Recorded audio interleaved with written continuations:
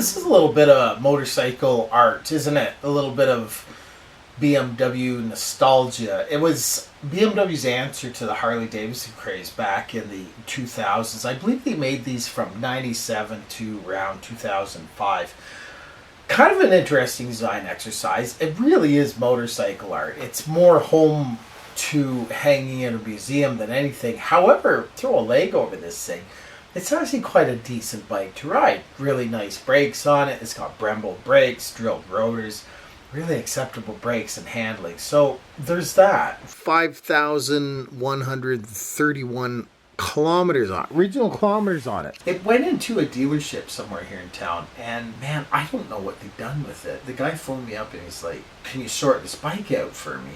I had it in at the dealership, and then it came back with pieces zip tied to the handlebars, which is sort of odd. Look at that, it's even got German tires on it. Metzler's ME88. Look at that, made in Germany.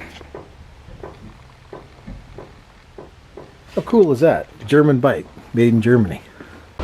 These early 90s bikes are probably the best value for your money looking back in terms of quality and the kind of bike you got. Like this differential, for example. Later differentials on the BMWs had all kinds of issues, whereas this thing was the original thick, solid. It had a good amount of oil in there for cooling and lubrication, and the failure rate was very, very, very low on these things. 16-inch rear tire. I believe it had a 19-inch front on it, and the handling was acceptable. The horsepower out of this boxer motor, this is an R1200C model. It's an older, antiquated design for BMW. They used these in several models, including the R1200, quite a few bikes back in the early 2000s. The build quality was quite good, actually, by modern standards anyway. If you're comparing it to newer motorcycles, the fit and finish on these things were quite nice, actually. The chrome was nice. It didn't peel off. They had a spoke wheel version of these things, and they did have problems with the oxidization of the rims and the spokes. Some early BMWs of this vintage had a coating in the tank that would start peeling off. Just an exceptionally long swing arm on this, which is really nice for it controlling that upward motion on the swing arm when you're torquing on it on the throttle. Check out the shaft drive on this. So from about the pivot to the rear differential is about 26 inches, just over 2 feet, about 63 centimeters. So that's a better part of a meter on this long shaft drive. And the reason they done this is because when you torque on this thing, like the Tenere 1200 I've done another review on, it doesn't tend to lift as dramatically when you're torquing on it. And that's why they put an extra long swing arm on there with a stiffer shock to alleviate that jumpiness of the rear swing arm. Because when it jumps, and say you're in a corner and you throttle on it, it tends to upset the apple cart, so to speak. So, like I said, the handling was pretty good on this thing, actually. It was really acceptable for around town cruising. Good low down torque on it. It has this neat little backrest, which I thought was cool. Pull it out, and you put it up, and then you got yourself backrest. Look at the rims on this thing. Really solid rims. Thick, substantial, and quality aluminum alloy. Not like the ones you find on today's motorcycles. And this is important because the modern rims bend so readily on the potholes and whatnot. Really solid. Good metal. Big solid chunks of metal. And yet the bike's still fairly light to ride around. Really nice that way. Good quality bike. One of the things you should check with these old bikes, make sure that the rubber boots aren't ripped. They have this intake that runs from here to the air box. You have this plastic tube, which is, it is what it is, plastic on engines. These boots tend to rot. Just fall right apart. So check these. You should always carry a couple with you. If you got an old bike like this, 2, 3 years, 4 years, check them. The time it takes for these boots to rot is dependent on where you live in the world. So you live in a dry climate, you live by the ocean, it'll exacerbate or preserve these boots depending on where you are.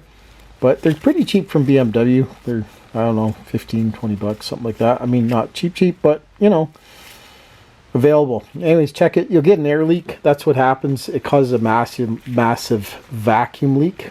I had to put a new air filter in there. Clean the injectors on it. Bike's been sitting for quite a while. New spark plugs, oil, filter.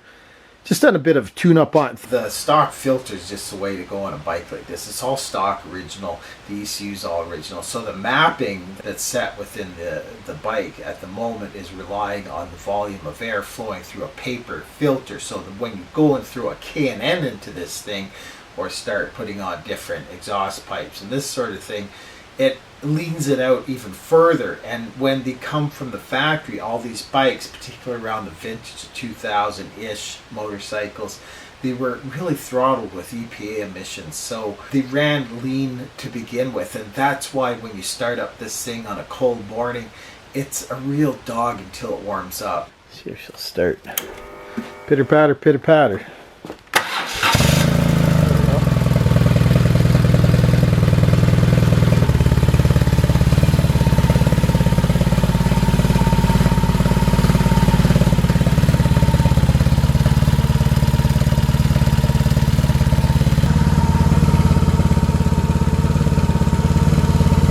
It takes a while to warm up. Once it's warmed up, it runs quite nice.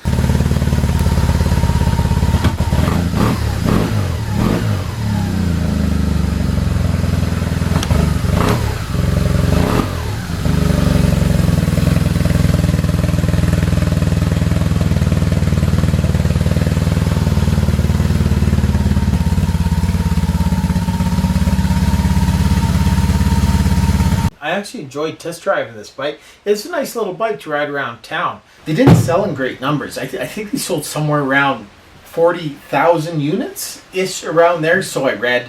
I don't know if that's true or not, but it sounds about right because you don't see them very often. And that number 40,000, that was worldwide sales. So that's pretty consistent with what I see. I rarely see these things ever, let alone in the shops. You know, probably the last one I'll get in for, I don't know how long, maybe forever, perhaps, I'm not sure. But enjoyed driving around. I do like these old boxer motors, from around this vintage. They had just a really nice, robust torque curve to them. They make a great touring bike. You can pile the miles on these things if you get an adequate windshield, of course. This was originally an American bike that was imported to Canada. You can tell because it's got the Riva sticker on there. Riva is a private company in Canada that dictates what vehicles you can and cannot bring into the country. Different models, makes, etc. You can see the stitching on the seat is quite good quality as well. They weren't cheaping out on the seat. Although it looks like a cruiser, it retains the standard ergonomics of a sit-upright motorcycle, which lends itself to a lot of comfort in the miles going down the road. Most people prefer the standard sit-upright riding position for comfort and longevity and ease on the back, because when you're slouched forward like that on a cruiser, it tends to really eventually wreak havoc on your spine, your cartilage between your spine. It's a really relaxed kind of ride. It doesn't feel hurried. You know, it sort of harks back to simpler times, I guess, you know, with motorcycles where there's not a lot of phone connectivity, say, on these things. It's just a basic kind of motorcycle. I mean, it is bristling with ABS technology and the fuel injection, like I said, but overall, basically, it's an old BMW. So it's unique, it's reliable, it's a BMW, so it's a good high quality motorcycle. And you know, you probably pick one up for between $3,000 and $6,000 around there, which is excellent value, you know, for your money. You're getting a lot of bike for under $5,000. Shop hard, shop around, and like always, take it to a mechanic if you don't know, and have it looked over, have an assessment done, 100-point look over, get it up on a bench, and see what's what. Do get an inspection done on a bike like this if you don't know or you don't have the tools or resources. It's well worth the money. I always recommend it. Get somebody knowledgeable to look over the motorcycle. See, it's got dual disc Brembo brakes. Nice little set of crash bars on it. I think those came stock. Nice color scheme. It's got single-sided swing arm on the rear, which is kind of interesting.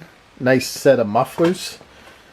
Kind of unique. Everything's really unique on this. He hired an American designer to design these things back in the day to compete with Harley Davidson and get a bit of the market share from Harley Davidson. He's got this single shock on the front, telescoping regular forks on it, but it has this telelever swing arm system up front, typical BMW of that era. It's got these spotlights. Those were stocked from like an accessory you could get from BMW. They're listed on the parts fiche actually. Unavailable. That's one of the problems with these bikes. Everything's unavailable now, unfortunately. So if you're going to buy one of these, it's something to consider. They also had an 850cc version of this. Man, not too many people have one like it. It really stands out in the crowd. So I like it. It's nice to ride. 60 horsepower. It's acceptable. It's decent. It'll get you around town. Like I said, 1200cc engine. Lots of low down torque. And the handling's really decent on it. Good ground clearance on it. Very generous ground clearance. So a lot of bikes don't have that. You're always worried about if you're going to take off drain plug off the oil pan. If you get onto a little bit of rough roads, if you're honestly riding a bike, well, sometimes that does happen. Anyways, these bikes, I liked riding around on them. They're cool bikes. I love the engine. Nice torque curve on it. Good reliable motorcycle. All in all, probably about an 8 out of 10. So with that said, I'll get something else up on the bench soon enough. Something else to talk about. No end to the content, that's for sure, with these motorcycles. They're always coming through. So nice bike. I like it. Take care out there, ride safe, and I'll catch you next time. Thanks. Ciao.